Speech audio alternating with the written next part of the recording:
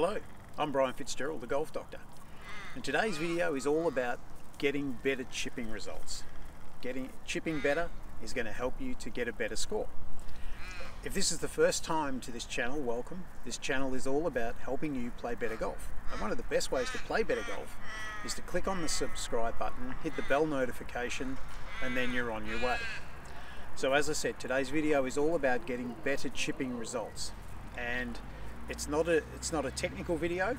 It's a lot of people think that I've got to do this with my grip, this with my posture, this with my stroke, and sure, you need to do a few of those things. But today's video is really all about helping you get the best results you can with what you've got. And a lot of people make the mistake of choosing the club, choosing the landing area, standing over the ball, and then thinking about the flagstick. We don't want to think about the flagstick when we chip. So let's get out on the course and let's see how we can go. Okay, so here we're faced with a chip shot. So we've got about 40 feet to work with. Now from here, in all honesty, it's closely mown. I could actually putt it from here, and I believe there's always three options that we can use. But we're going to discount putting for a minute. We're going to talk about chipping. So the first option that I've got is I can hit a little running shot. So I'm going to choose my hybrid club here to play this shot. Now it's important that when you play the shot, do you think about your landing area? Not enough people think about landing area.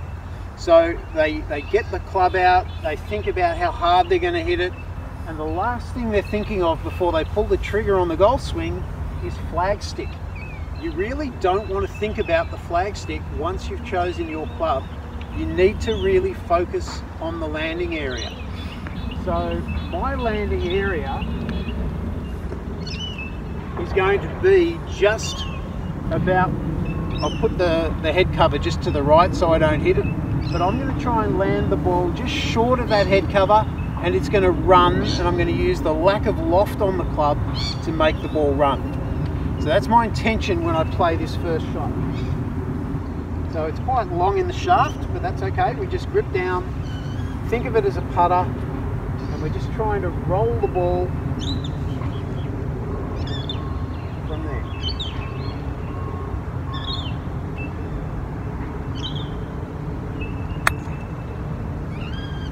So the ball's landed quite well, and that's about 3 feet away from the hole. So that's one option, and it's a very, very simple option.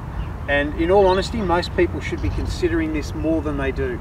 It's a really good way of improving and lowering your score. It takes a lot of technique out of the shot. So the more difficult one is trying to land the ball on the green, and I'm going to use this one with a gap wedge. So I'll pick up my head cover,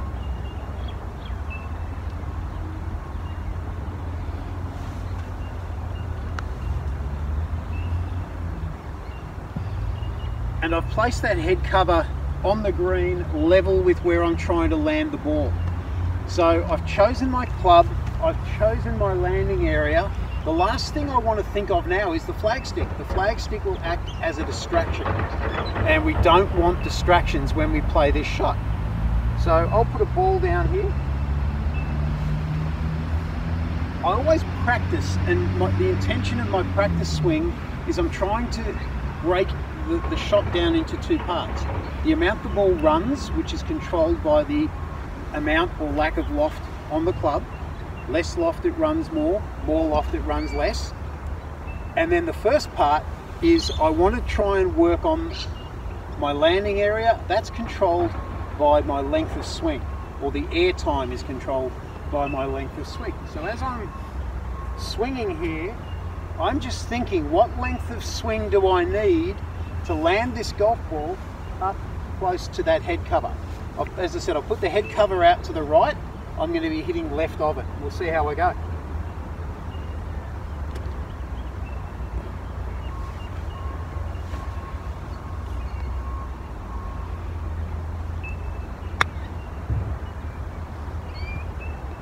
And that ball landed just a bit too far to the right. I'm not happy with where I landed it. I wanted it a bit further left.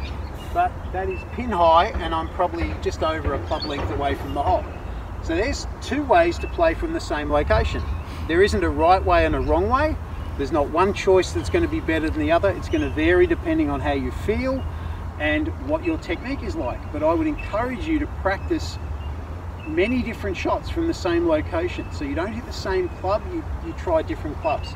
But if you can do that, you're sure going to lower your golf score. So there you have it. As you can see, by just focusing on your landing area and focusing on the club that you're using and not focusing on the flagstick at all, you are going to get much better chipping results. And if you can improve your chipping, it's a great way of lowering your score.